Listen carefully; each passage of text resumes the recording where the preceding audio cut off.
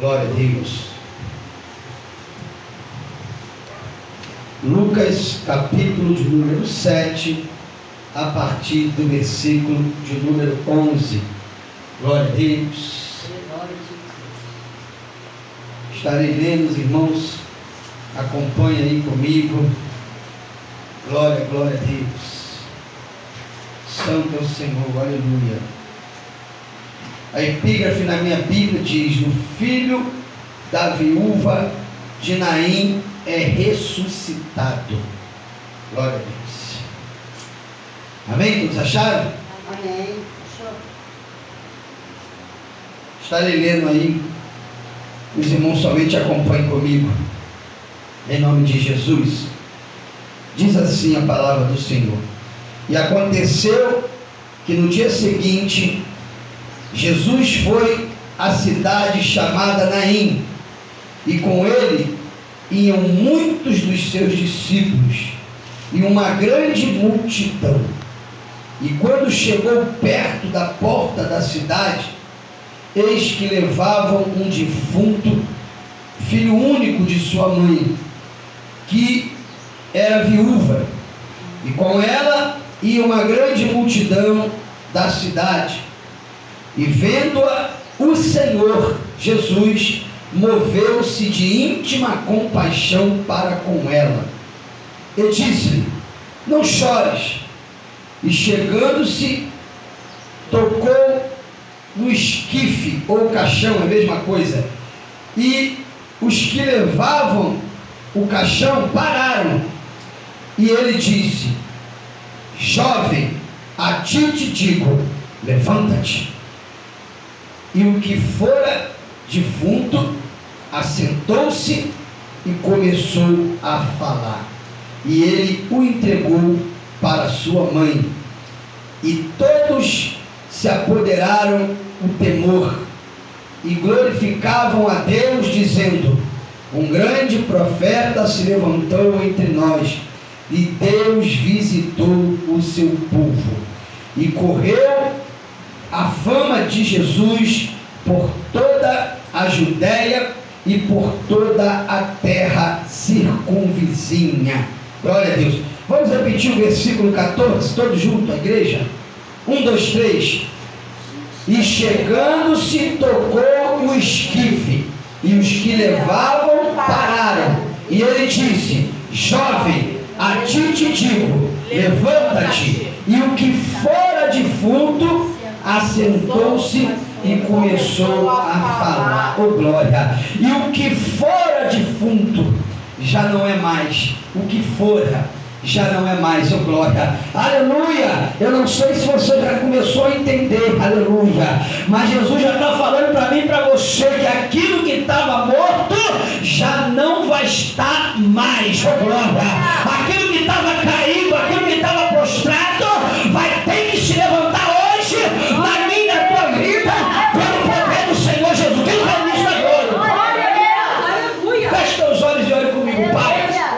Obrigado por essa palavra. Ó Deus, que o Senhor há de falar conosco, há de nos alimentar nessa noite. Abre as cortinas do céu, compartilha das revelações, dos mistérios embutidos na tua palavra, sacia a nossa fome, a nossa sede de ti, Senhor. Aleluia! E, ó Pai, que pelo poder da tua palavra, Senhor, todo coração de pedra seja quebrantado e tornado em coração de carne, ó Pai querido. Que pelo poder da tua palavra, Senhor, aleluia, toda frieza espiritual venha se converter no fogo do teu Espírito dentro de nós, nos dando força para continuar caminhando pela fé no Senhor e Salvador Jesus Cristo. Pai, ó Deus, que a tua palavra, Senhor, cumpre em nós os teus propósitos e sobre cada um que a recebeu de bom grado nessa manhã, Pai. Ó Deus, enquanto a tua palavra estiver sendo pregada, ó Senhor, ó Deus, vai dando ordem aos teus anjos em nosso favor. Aleluia, vai quebrando o arco, vai cortando a lança, vai queimando os carros do inimigo no fogo e dando vitória à tua igreja. Pai, a tua igreja te apresenta as causas, as necessidades que ela tem. Então supre todas nessa manhã de hoje, ó Pai querido. Meu Deus, Senhor, ó Pai querido, ó Deus, supre todas as necessidades do teu povo, porque tu és o Jeová Jireh, o Senhor que provê. Dá vitória à tua igreja, Pai querido, e repreende toda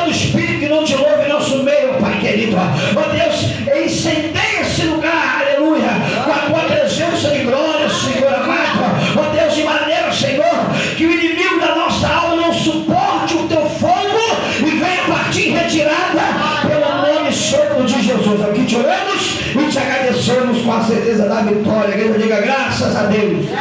Diga amém. Aleluia, glória a Deus. Louvado seja o nome do Senhor. Essa palavra, irmãos, ela muito me alegra, ela muito me inspira, porque é uma palavra, aleluia, profética para as nossas vidas, aleluia, glória a Deus, né? E a palavra de Deus, ela é uma profecia para as nossas vidas, é uma palavra que nós podemos nos apegar a ela, aleluia, e crer que ela vai se cumprir, que ela vai se manifestar, aleluia, na nossa vida da forma que ela é, oh glória. Então é por isso que nós temos que nos apegar com a palavra de Deus. Ah, pastor, mas aqui está falando da viúva de Naim, está falando de uma história que aconteceu há mais de 2000 anos atrás, está falando de algo específico na vida de uma mulher, querida, aleluia. Deus não deixou essa palavra na Bíblia toda. Ele está dizendo, olha, assim como eu fiz lá, eu faço aqui também. Quem crê nisso dá glória, irmão. Aleluia. Então se apega com a palavra de Deus, irmão. Glória a Deus. Porque sem a palavra de Deus, aleluia, nós estamos mortos. Aleluia. Sem a palavra de Deus, nós estamos mortos. O que seria de mim se não fosse o conhecimento da palavra de Deus? Irmão, certamente eu já teria desistido. Com certeza já não estaria mais no Evangelho. Se não fosse a palavra de Deus que me sustenta todos os dias e que me dá força para continuar caminhando, para continuar crendo nas promessas de Deus e mantendo a minha aliança intacta com Deus, certamente o inimigo da minha alma já teria me destruído e me engolido vivo. Então é por isso que nós temos que todos os dias nos apegar com a palavra. Irmã Vera, o Senhor ele falou para Josué, Josué, medita no livro dessa lei, de dia e de noite. Olha só a ordem de Deus. Porque tão prudentemente ela, a palavra, vai te conduzir e vai fazer prosperar o teu caminho. Oh glória, aleluia. O que nos conduz, irmão, o que é nos conduzir? Nos dá a direção. E o que faz prosperar a nossa vida? Quando a Bíblia fala de prosperidade, não está falando só de dinheiro, não. Está falando de todas as áreas, irmão. Você vai ter saúde, oh glória. Você vai ter alegria, oh glória. Você vai ter paz, oh glória. Você não vai faltar o pão na tua mesa, oh glória, aleluia. E você vai ter, aleluia, unção para poder compartilhar com aqueles que não têm. Quem está entendendo agora? Glória a Deus. Tudo isso vem pelo poder da palavra de Deus. Mas eu preciso crer na palavra, eu preciso me apegar com a palavra. O que eu tenho observado nesses últimos dias, mais do que nunca, é que nós estamos vivendo uma geração de crentes bipolares, irmãos. O que é isso? Tiago vai falar no capítulo 1, versículo 8. Homem de coração dobre, ele é inconstante em todo o seu caminhar. É o que a psicologia, né, chama hoje de bipolaridade, né? A psiquiatria, a psicologia, eles diagnosticam isso como bipolaridade. É a pessoa que tem um coração duplo. Ela não sabe o que quer. Ela não sabe se ela quer servir a Jesus ou se ela quer servir o mundo. Ela não sabe se ela quer ser cristão de verdade ou se ela quer ser um cristão de mentira. Ela não sabe nem o que ela quer para a vida dela. Uma hora ela quer uma coisa, outra hora ela quer outra coisa. Então são pessoas que são bipolares, pessoas que têm um coração dobre. E a Bíblia diz que esse tipo de pessoa, ela é inconstante em todo o seu caminhar. Por quê? Porque ela nunca tem certeza daquilo que ela quer para a vida dela. Mas nessa manhã Deus está te despertando, aleluia, para te dizer, olha, você precisa ter a certeza daquilo que você quer para a tua vida. Jesus falou para o discípulo, olha, que o vosso falar seja sim, sim, não, não, que passar disso é procedência maligna. Sabe o que está acontecendo? Hoje os crentes só querem ser crentes dentro da igreja.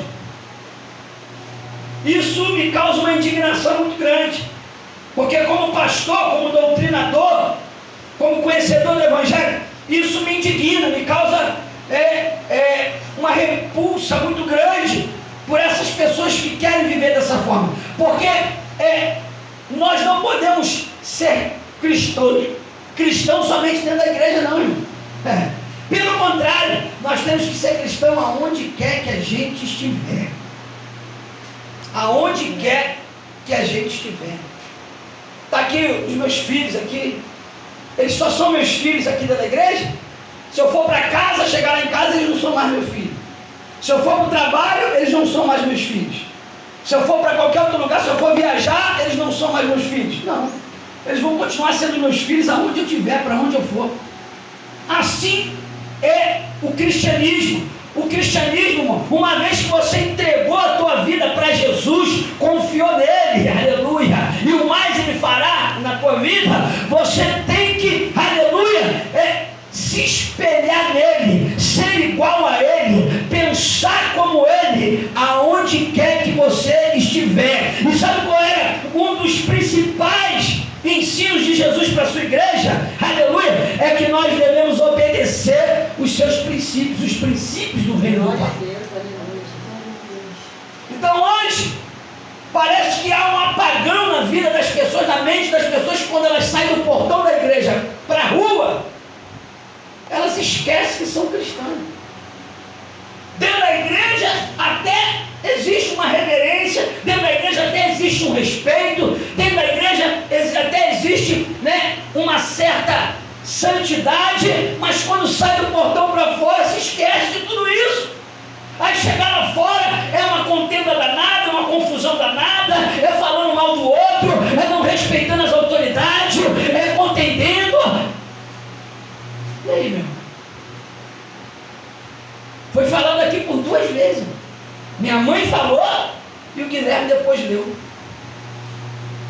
Apartai-vos de mim, vós que praticais iniquidade, porque eu nunca vos conheci. Vai ter que ouvir isso de Deus se não mudar.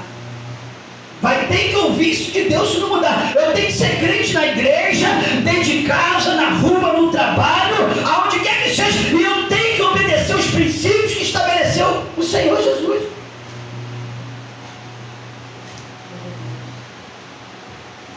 Isso se eu quiser entrar no céu.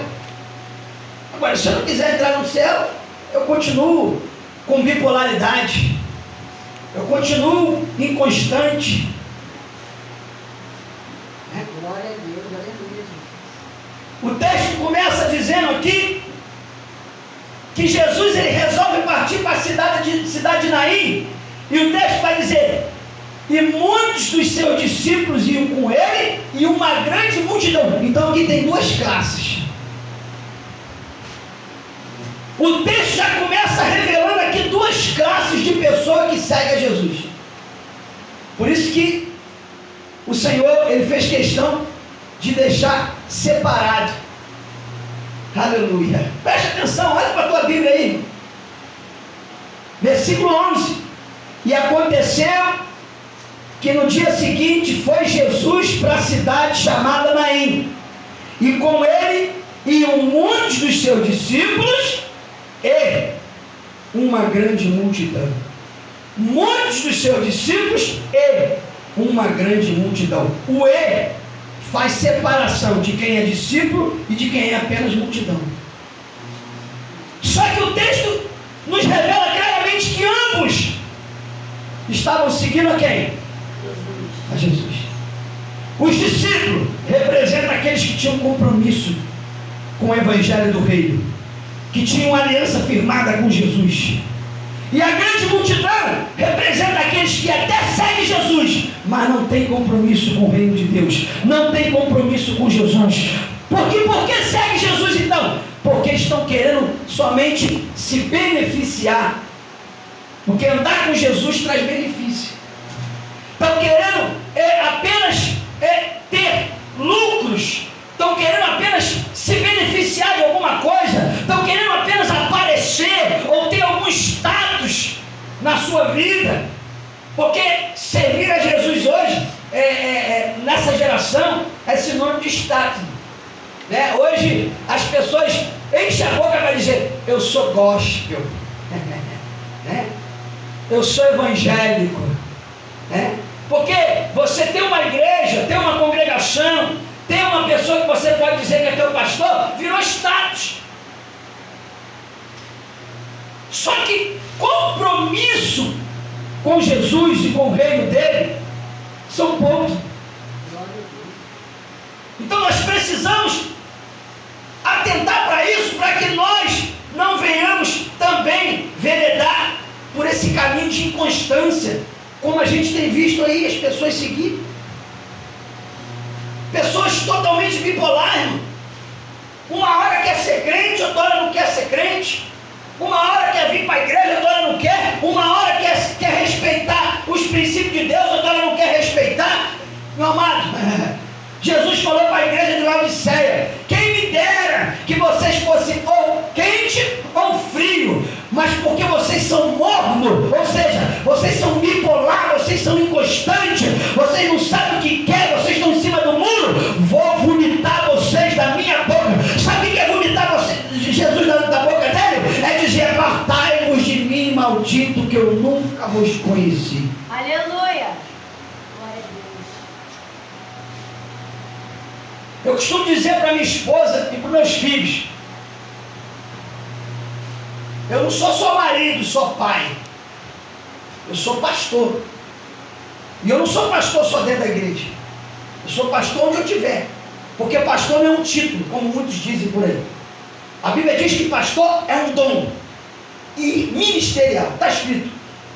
Paulo diz em Efésios 4:11: e Jesus mesmo deu uns para pastores, doutores, profetas, apóstolos e evangelistas.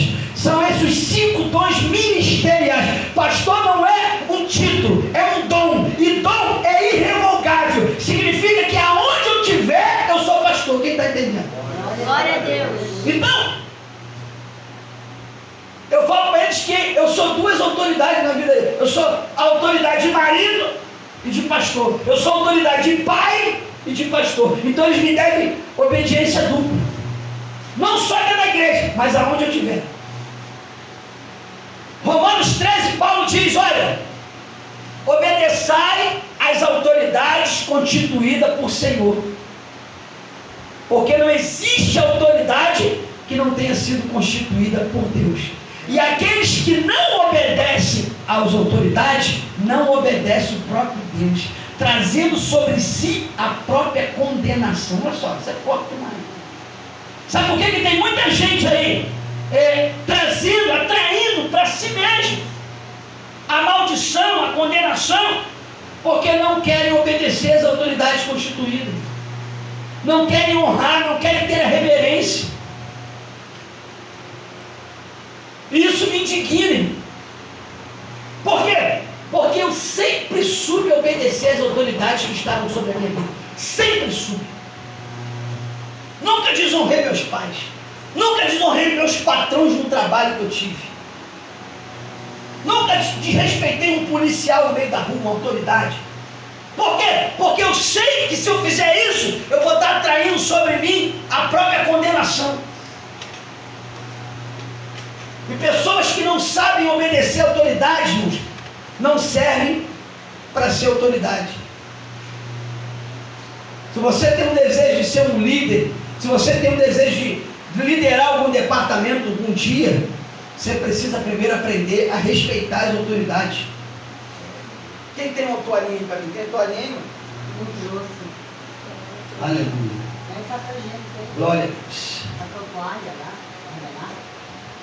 Então, Jesus ele começa revelando aqui, nesse texto, que existe 2 espécies de pessoas, ou 2 classes de pessoas, ou 2 grupos de pessoas que seguem a Jesus.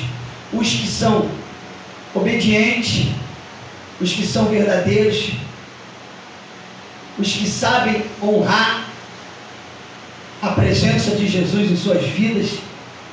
E existe aqueles que são verdadeiros baderneiros, que vêm para causar tumulto, que vêm para dar mau testemunho e que vêm para manchar e envergonhar o nome do Senhor Jesus e o seu Evangelho.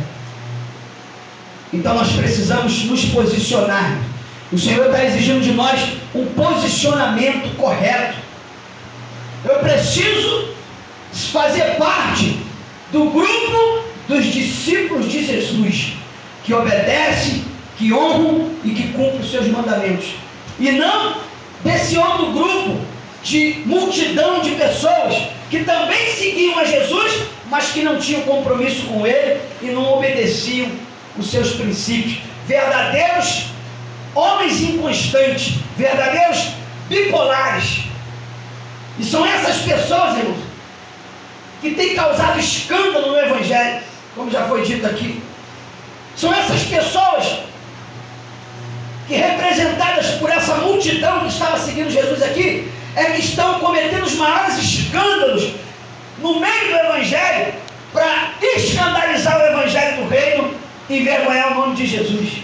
Aleluia. Só que Deus te dizer uma coisa. Glória a Deus. Jesus falou: olha, é necessário que haja escândalo, mas ai daqueles por quem vier os escândalos. A palavra ai na Bíblia é juízo de Deus, é mão pesada, é enfermidade, é praga, é sepultura aberta. É isso que Deus tem para aqueles que causam escândalo no Evangelho, que não obedecem os princípios que Ele estabeleceu. Por isso que tu vê pessoas aí toda problemática, porque na maioria das vezes não quer obedecer a Deus vai enchendo de problema. Pessoas que descem a sepultura antecipadamente, porque Deus falou com ela milhões de vezes e ela não quis obedecer. Uma coisa nós precisamos entender, que um erro não pode justificar o outro erro. Não é porque alguém me fez mal que eu também tenho que pagar o mal. Não é porque o meu amigo não obedece o pai dele que eu não vou obedecer o meu. Não é porque o meu vizinho não honra a esposa dele que eu não vou honrar a minha. Uma coisa não tem nada a ver com a outra. Por quê, meu amado? Porque um erro não justifica o outro erro, meu amado. Jesus falou: não pagai o mal com o mal, mas pagai o mal fazendo o bem. Então eu não tenho compromisso com quem anda no pecado, eu não tenho compromisso com quem anda fazendo as coisas erradas. Essas pessoas não podem ser referência para a minha vida, meu amado. Quem tem que ser referência para a minha vida é Jesus Cristo, que me deu dos seus princípios morais. Princípios esses que vão me levar a morar no céu quando Ele voltar. Então, repreenda todo espírito de bipolaridade na tua mente hoje.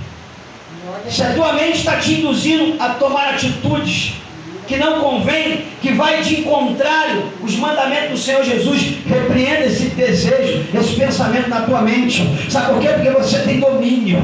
Deus te deu domínio para repreender todo o mal que a tua mente maquina dentro de você.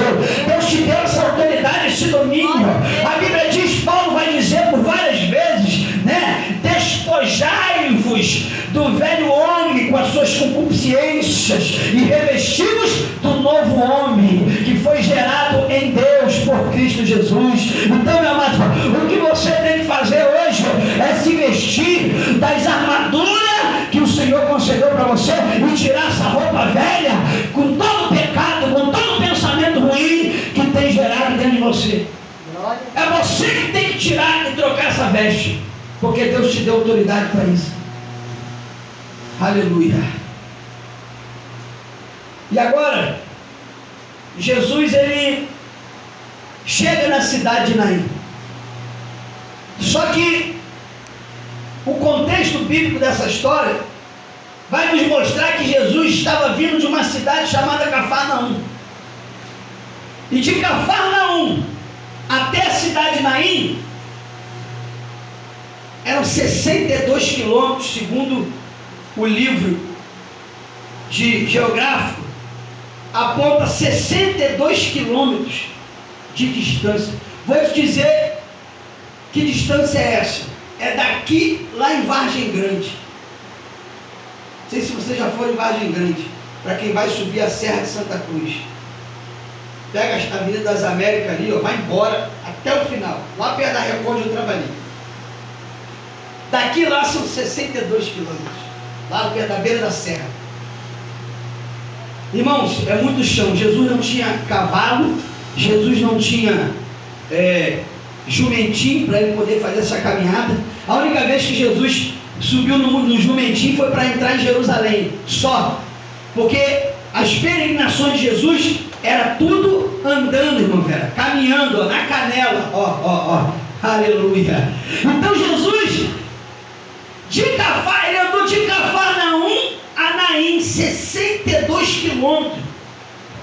62 quilômetros com um único propósito no coração dele: operar um milagre na vida de uma mulher que estava sofrendo muito e angustiada, porque já tinha perdido o seu marido e agora o único filho que ela tinha, ela também perdeu. Sabe o que eu vejo aqui? Aleluia. Eu quero que você tome posse dessa palavra para a tua vida. É que há momentos na nossa vida que parece até que Jesus está muito longe mesmo. E realmente ele estava nesse caso aqui. Ele estava a 62 quilômetros de Naim. Há momentos na minha e na tua vida que parece que Jesus está a quilômetros de distância de nós. Aleluia. Mas nada impede dele chegar até onde você está para poder te abençoar e mudar a tua história. Quem quer isso, irmão? Aleluia. A distância, aleluia, não é problema para Jesus mudar a tua história, meu amado. Então, se você, aleluia, por algum momento se sente longe de Jesus, fica tranquilo. Aleluia. Ele vai chegar na hora certa para mudar a tua história. Quer isso, irmão?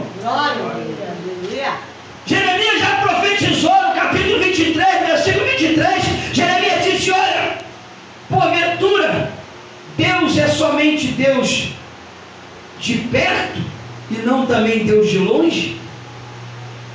Então o nosso Deus, irmãos, aleluia, ele continua sendo Deus de perto e também continua sendo Deus de longe. Aleluia, oh glória. Ele tanto pode te alcançar você estando perto, quanto ele pode te alcançar você estando longe. Por quê? Aleluia. Porque distância para Deus, aleluia, nunca foi um problema. Porque ele é onisciente, onipotente e onipresente. Oh glória, aleluia. Basta você clamar e crer que ele se apresenta para te socorrer e mudar a tua história. Aleluia. Mas é preciso crer. Quando Tiago diz para a igreja acerca do homem de coração dobre, que ele é inconstante em todos os seus caminhos, Tiago estava falando também, se você ler o texto do capítulo 1 de Tiago, Tiago estava falando também daquelas pessoas que oram, mas não creem no que está orando. E ele vai dizer: se alguém pedir alguma coisa a Deus duvidando, é como a onda do mar, que é levada de um lado para o outro pela força do vento. Não pense o tal homem que, se pedir alguma coisa a Deus duvidando, vai receber alguma coisa. Por quê? Porque ele é inconstante em todo o seu caminhar. Ou seja, Tiago está também revelando o seguinte: olha, aleluia, até para tu ter a sua oração atendida por Deus, Deus precisa ver que você orou crendo naquilo que você orou a Ele. Sabe por que muitos de nós não recebemos o que pedimos? Porque muitas das vezes nós estamos com a nossa fé tão abalada que a gente até ora, mas ora sem acreditar no que está orando. E isso impede a mão de Deus de nos alcançar. Por quê? Por que impede? Porque Deus não pode anular a sua própria palavra.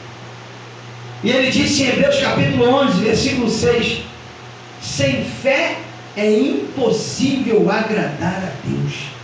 Porque importa, aleluia, que aquele que se aproxima de Deus, ou seja, aquele que ora a Deus, que clama a Deus, que busca a Deus, creia que Ele existe e que é galardoador daqueles que o buscam. Então, meu amado, aleluia, por isso que quem ora sem fé, quem ora não acreditando no que está orando, não pode receber. Por quê? Porque Deus não tem compromisso com quem não tem fé nele. Deus não se agrada, o texto diz: é impossível agradar a Deus aquele que não tem fé. Eu não sei como você está orando. Eu não sei se quando você bota o teu joelho para orar, quando você abre a tua boca para clamar, você só está falando da boca para fora, ou você realmente está sentindo aquilo que você está falando e está crendo que Deus é poderoso para mudar a tua história. Não sei como está a tua oração, mas se tiver, aleluia, só da boca para fora, muda isso hoje, meu amado. Aleluia, rasga o teu coração de verdade e clama, acreditando que Ele vai chegar para te socorrer, acreditando que Ele vai chegar para mudar a tua história. Quem está entendendo a glória? Glória a Deus. Glória a Deus. Então Jesus, Ele estava até longe da vida dessa mulher, aleluia, mas Ele chegou para perto, porque Ele viu a angústia daquela mulher, o sofrimento daquela mulher, porque além de ser viúva, já tinha perdido o marido, agora o único filho que ela tinha também morreu. Aquela mulher entrou em pânico, ela entrou em desespero. Por quê? Porque naquele período a mulher não podia trabalhar, o trabalho feminino era proibido. O trabalho naquela época de Jesus só era para o homem. Então, se a mulher não tivesse um marido para sustentar ela, não tivesse um filho homem para trabalhar e sustentar ela só tinha duas opções. Ou ela ia se prostituir para poder sobreviver, ou ela ia mendigar para poder sobreviver. Só que até para mendigar naquela época, você tinha que ter uma autorização do Império Romano. Você sabia que o mendigo, ele não podia ficar pedindo esmola na rua sem ter um brasão, que é como se fosse uma autonomia, né? É como os camelôs para poder trabalhar legalmente, eles têm que ter uma autorização da prefeitura. Então o mendigo naquela época era assim, para você sair na rua pedindo dinheiro aos outros, você tinha que ter uma autonomia do Império Romano, para você ficar no meio da rua pedindo esmola. Então até para pedir esmola era complicado naquela época. Então a mulher que não tinha um marido, não tinha um filho homem para sustentar ela não tinha muitas opções. Então você imagina o desespero dessa mulher. E agora o que vai ser da minha vida? Acabou a minha vida. Só que Jesus, meu amado, aleluia, Ele é a luz no fim do túnel. Glória a Deus. Quando nós pensamos que a nossa vida se acabou, Jesus, aleluia, Ele será sempre o socorro bem presente na hora da nossa angústia. E foi isso que Ele fez na vida dessa mulher, aleluia. Ele se apresentou a ela como socorro bem presente na hora da angústia dela, meu amado, aleluia, para poder dar uma nova oportunidade para aquela mulher. Agora o que me chama a atenção aqui é que o texto vai dizer que ela estava saindo da cidade, saindo da cidade no cortejo fúnebre para enterrar o seu filho que morreu. Então imagina isso, uma multidão vindo atrás dela, as pessoas levando o caixão do filho dela, e ela ali do lado do caixão, saindo da cidade, chorando, absurdamente chorando, já no limite da cidade, porque naquela época o defunto não podia ser enterrado dentro da cidade, tinha que ser enterrado fora da cidade, era uma lei, uma regra. Então eles já estavam saindo da cidade para enterrar o menino. E a Bíblia diz que Jesus vinha entrando na cidade também com uma grande multidão. Olha só que coisa linda. A mulher vinha com uma grande multidão para enterrar o filho. E Jesus vinha com uma grande multidão para ressuscitar o filho. Oh glória! Aleluia! Sabe o que eu aprendo aqui, meu amado? É que para ver a tua desgraça tem uma grande multidão, mas também para ver o teu milagre, Jesus preparou também uma grande multidão. Fica tranquilo, se tem muita pessoa se levantando contra você, também tem muitas pessoas que Jesus vai colocar no teu caminho para te estender a mão. Quem quer isso? Glória a Deus. Aleluia! Agora o que é lindo aqui? O lindo aqui é que ela estava saindo da cidade e Jesus entrando na cidade. Ou seja, quem está saindo da cidade está no limite da cidade. Aleluia! Eu não sei se você já pegou, aleluia, mas Jesus está dizendo para você: olha, quando você estiver no teu limite, eu apareço. Quando mostrar para você que eu sou Deus na tua vida agora. Eu não sei se tem alguém aqui que já está no seu limite, já está dizendo, olha, eu não estou aguentando mais, não sei mais o que fazer. Fica tranquilo, que quando você, aleluia, achar que não consegue mais, com a força de Jesus, tu vai conseguir, porque Ele vai mudar a tua história. Glória a Deus. Aleluia. Aleluia. Glória a Deus. Agora, meu amado, o texto diz que Jesus, ele quando se encontra com ela, ó, a multidão vindo fúnebre e a multidão chegando com Jesus. Quando ele se depara com aquela mulher, a primeira coisa que ele faz, ele diz para ela assim, mulher, não chores. Oh glória, aleluia, oh glória. Jesus está dizendo para você, não chore. Não chore por aquilo que se perdeu, não chore por aquilo que morreu na tua vida, não chore por aquilo que foi embora, não chore, por quê? Aleluia, porque eu tenho propósito em tudo que acontece na tua vida, oh glória, aleluia. Então não chore, por quê? Mas por que eu não posso chorar, Jesus? É meu filho que morreu, eu já sou viúva, agora o único filho morreu, por que eu não posso chorar? Porque a tua vida está nas minhas mãos e tudo que acontece tem um propósito meu. Glória a Deus. Aleluia. Sabe por que Jesus não quer que você fique chorando, se lamuriando, se angustiando com teus problemas? Porque tem um propósito de Deus nisso aí, glória. E sabe qual é o propósito? Aleluia. É manifestar a glória dele, para que tu saibas que Ele é Deus e que Ele é Senhor da tua vida. Aleluia. Fica tranquilo, meu amado. Aquilo que estava morto, aleluia, não vai estar mais, se você crer nessa palavra no dia de hoje. Aleluia, Deus. Não chores, mulher. E ele vai até o caixão, o esquife. E a Bíblia diz que Jesus toca no caixão. Por quê? Por que Jesus não tocou no menino, no defunto?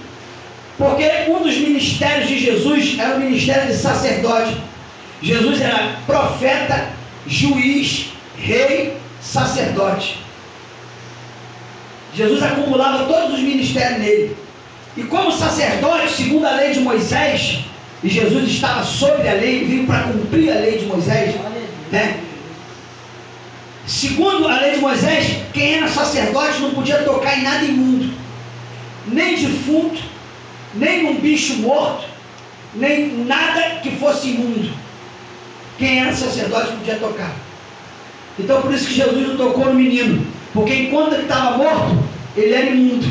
Então Jesus tocou só no caixão. Aleluia. Ou seja, Jesus só emanou, aleluia, a unção que estava sobre ele, sobre a vida do menino. Sabe o que Jesus está dizendo aqui, meu amado? Aleluia. É que se você quer ver milagres na tua vida, se você quer ser como Jesus foi, você não precisa tocar em nada imundo para poder ser um canal de bênção de Deus. Se você quer ser um canal de bênção de Deus para a vida de outros, você não precisa tocar em nada que é imundo. Fuja daquilo que é imundo. Fuja daquilo que é sujo. Jesus não precisou tocar no menino que estava imundo porque estava morto, para poder operar um milagre, para poder ser um canal de bênção para a vida daquela mãe que estava chorando muito e angustiada. Então, se você quer ser um canal de bênção de Jesus para a vida dos outros, meu amado, então, aleluia, pare de tocar em coisas imundas. Não compactue com coisas imundas, com coisas sujas, com coisas que representem o pecado e que denigrem os princípios de Deus. Aleluia. Agora, ele emana somente a unção, tocando no esquife, no caixão, e ele fala: menino, a ti eu te digo, levanta-te. E a Bíblia diz que aquele menino levantou e ele começou a falar. Oh, glória! Aleluia! Sabe por causa de quê, meu amado? Sabe por causa de que o menino levantou e começou a falar? Porque quem é levantado por Deus tem que falar, meu Deus. Quem foi chamado por Deus, quem foi escolhido por Deus, tem que falar. Tem muito crente aí de boca fechada, meu irmão. Tem muito crente aí que não fala de Jesus nem pro parente, nem pro vizinho, nem pro melhor amigo ele fala de Jesus. Ele diz que é crente, ele diz que é cristão, mas ele não prega a palavra, ele não fala da palavra. Aleluia, mas Jesus está ensinando aqui que quem se levanta tem que abrir a boca e tem que falar. Quem está entendendo? Glória a Deus. Deus não te levantou para ficar com a boca fechada.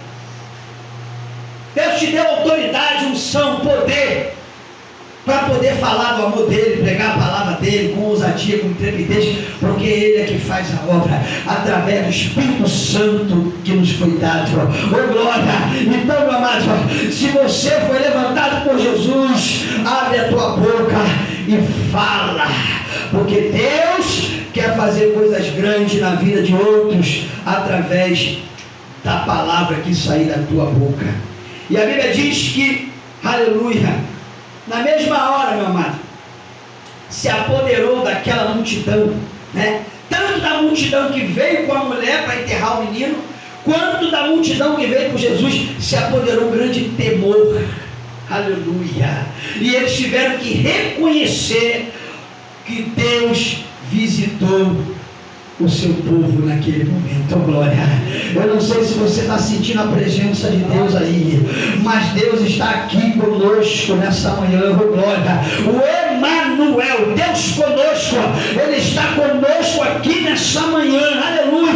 Sinta a presença dele aí, oh, glória! Glorifique ao Senhor nessa manhã, porque Ele está aqui conosco e Ele está fazendo coisas grandes na minha e na tua vida. Glória a Deus. Aleluia. Eu não sei se você entende o que representa um filho na vida de uma mãe, na vida de um pai. Eu acredito que todos que estão aqui, que são pais, são mães, entendem isso. Pelo menos por parte, mas entende. Os nossos filhos, segundo a palavra de Deus, através do salmista, são herança do Senhor. A Bíblia diz que os nossos filhos são herança do Senhor. Mas os nossos filhos não são só herança do Senhor para nós. É muito mais do que isso. Os nossos filhos também são a perpetuação do nosso nome. Por exemplo, quando eu morrer, o meu nome vai continuar circulando aí por causa dos meus filhos, que eles vão casar, vão fazer filhos, e os filhos deles vão se casar, vão gerar filhos e assim sucessivamente. Então o meu sobrenome Travassos vai ficar circulando. É a perpetuação do meu nome. O nome Travassos vai continuar perpetuando sobre a terra, mesmo depois da minha morte, porque eu gerei filhos que vão gerar filhos, que vão gerar filhos e filhos, e assim sucessivamente. Então essa mulher, quando ela perde o seu filho, a história dela estava fadada ao fim. Por quê? Porque se ela morresse, o nome dela se apagaria da face da terra, porque ela não tinha mais filhos para perpetuar o nome dela. Esse filho era o único filho que ela tinha. Então, quando Jesus ressuscita o filho dela e devolve o filho para ela, Jesus está dizendo para ela: olha, o inimigo até quis acabar com a tua história. O inimigo até tinha colocado um ponto final na tua história, mas só quem pode colocar ponto final na história de alguém sou eu. Aí Jesus botou uma vírgula embaixo do ponto final que o diabo colocou na vida daquela mulher e deu seguimento à história dela. Jesus estava dizendo: olha, o inimigo até tentou acabar com a tua história, o inimigo até tentou te convencer que a tua história acabou, mas estou eu dando seguimento à tua história. A tua história não vai acabar, porque eu sou o Senhor que vem para mudar a tua vida. Oh, glória! Quem entende isso, glorifica a Deus. Fica de pé, irmão. Aleluia. Eu espero que essa palavra, irmãos, ela possa ecoar no teu coração. Minha mãe leu um texto aqui do Salmo que diz que o Senhor, Ele fala: E falou o Senhor uma vez e duas eu escutei. Por que o salmista fala isso? Porque a palavra do Senhor, ela tem que fazer eco na nossa vida. Já viu como é que é o eco? O eco você fala aqui, ó. Tu falou uma vez aqui, o eco vai sair embaixo, tu vai escutar de novo. Tu falou uma vez, mas tu vai escutar duas. Porque o eco, ele reproduz a tua voz. Então quando o salmista diz que uma vez falou o Senhor e duas vezes ele escutou, ele está dizendo o seguinte: olha, a palavra de Deus é tão importante para mim, eu sou tão dependente da palavra do meu Deus, que ela faz eco na minha vida. Deus fala uma, eu escuto duas, oh glória, aleluia. Então deixa a palavra de Deus fazer eco na tua vida, irmão, aleluia, porque ela, aleluia, é o teu sustento e o teu alimento todos os dias. Que Deus te abençoe.